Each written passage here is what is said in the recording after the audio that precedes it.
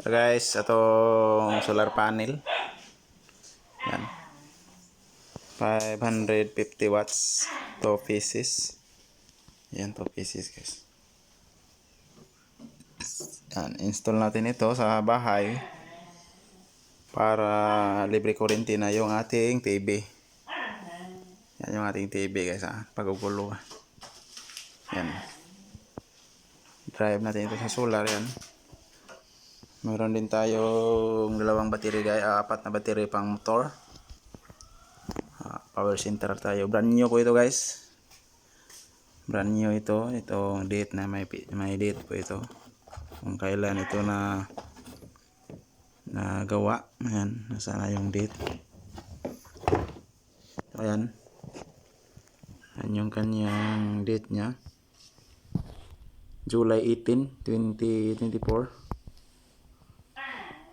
Siguro sa testing siguro ito. Yan. Hindi natin yung pizza. So ilagay natin ito, assemble natin ito guys para sa ating motor. At ito naman yung ating solar panel para sa ating bahay, aming bahay guys. Yan. Yan po. So maya pakita ko sa inyo. Para libre na tayo ng kuryente. Ito yung aming battery. Yan guys. Ito, 200 Ah po itong isa. 208 Ah. Ito yung isa is 120. Yan. O yan yung ating inverter. Naka-easy mode pa tayo dahil hindi pa na-install yung ating solar panel. Ito yung ating breaker box. Yan. At ito yung ating LEJOY step down 600 watts yung kaya niyang tanggapin guys. Ito. Ayan, so libre na tayo sa kuryente. Medyo bawas sana yung ating bill ng kuryente. Ayan. Ito guys, ito pala yung ating welding spot. Yan yung ating mga gamit sa pag-welding ng battery. Welding spot ang tawag dito. Ayan, kunin ko lang guys. Ayan, yung ating BMS is yan yung ating BMS guys. Power central. At saka ito yung Dali BMS po itong isa. Ayan. Yung madalas po tayong order kay Power Central. Yan. Uy.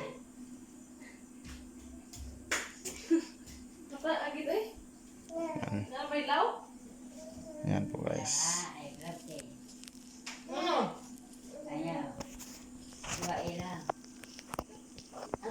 Ayan. So dito natin set up ito. Ating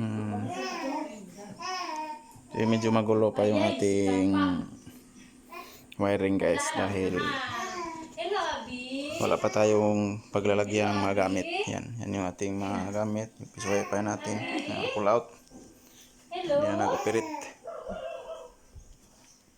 Ayan. Ayan yung ating solar panel.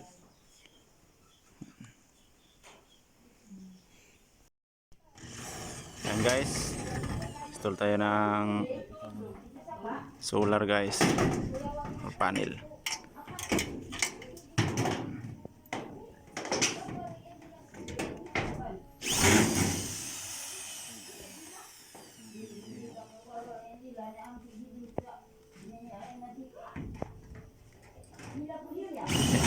Hinahinay lang. Ha? Na?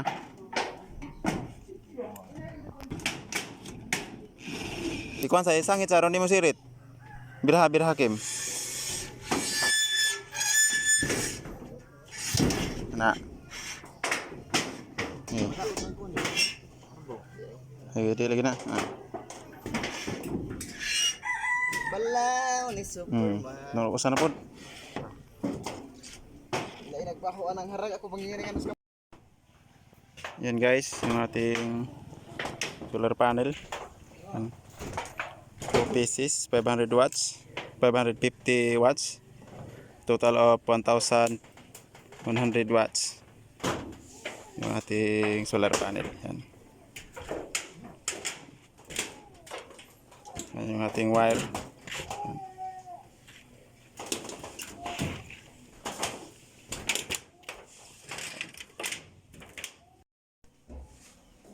Yan guys, yan testing natin. Ayan po yung panel.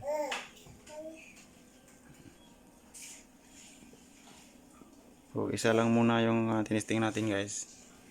Isa lang muna yung ating ma-install na kuhan dahil nag-order pa tayo ng controller sa isang solar panel. Hindi po natin ma-series kasi dahil LGO yung ating controller at saka 12 volt sit up lang tayo. Yan. 12 volt sit up. Yan. Hindi tayo makapag-upgrade basta-basta ng 24 volt dahil may kulang yung ating battery guys. Yan. Papala rin ay makapagdagdag tayo ng battery. Yan. Dahil yung target ko is 24 volt 300 AH yung target ko. 24 volt 300 AH yung aking target guys, para konti na lang yung babayaran naming kuryente. Yan. Dahil yung aming kuryente sa isang buwan, sa loob ng isang buwan is maabot siya ng minsan 2.7, 2.5, 2.7 ganon, dahil meron kaming water pump at freezer, kaya malaki yung kain ng aming kuryente. Ayan yung ating setup.